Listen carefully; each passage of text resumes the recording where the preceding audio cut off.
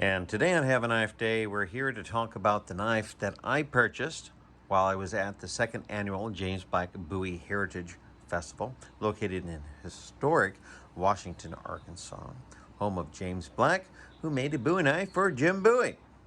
Now, at an event that showcases Bowie knives, how do you go ahead? What is the process of picking one to purchase? For me, personally, it is an emotional response. So for the 2 days of the show, I went from table to table, and I was getting to know the makers, and I was looking for one of their knives to talk to me. And I know what you're saying, maybe you should increase your medication, but that's how I do things. So on the final day, after getting to know all of the makers, I picked out a Bowie knife. Now, I own plenty of S-Guard clip point Bowie knives, but I wanted something along the lines of a coffin handle. And this is it.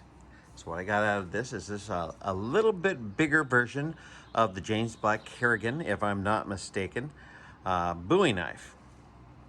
And it has silver wire in it, and this is the Bible bearing fruit.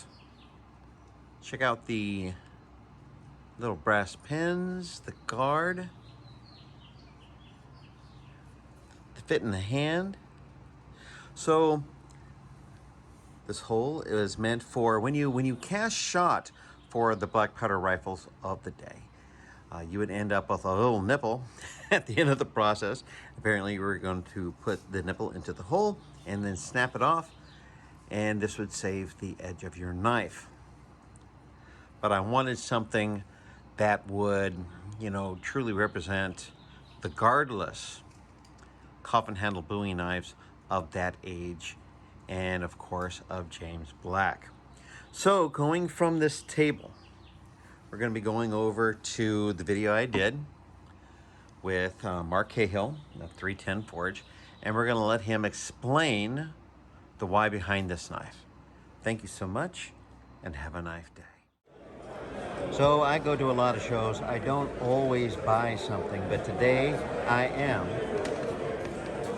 And it's this coffin handle knife right here. So what I'm going to do is hand it over to Michael Kahil, and he's going to tell me about this knife in particular. Here, I'm going to hand this back to you real quick. Thank you. So that's not on there. So this knife right here is forged out of 1084 high carbon steel. It has a differential heat treat, and what we have is a brass guard, black walnut for the handles, full tank construction, brass pins, and a silver wire inlay. And we have the Bible, which is springing up to fruit. Very good.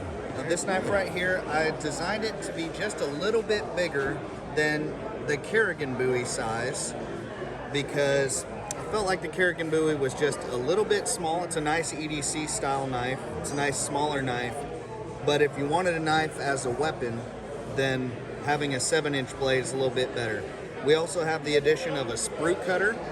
And the sprue cutter back in the 19th century was a very special part of a knife because it kept you from having to cut the sprue off of your lead balls with the edge of your knife. If you decided to mix it with antimony or make your lead balls harder, you could use the sprue cutter on your knife and you were able to save your edge.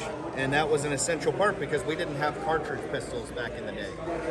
All right, now put it in its home. There we go. And hand it to me.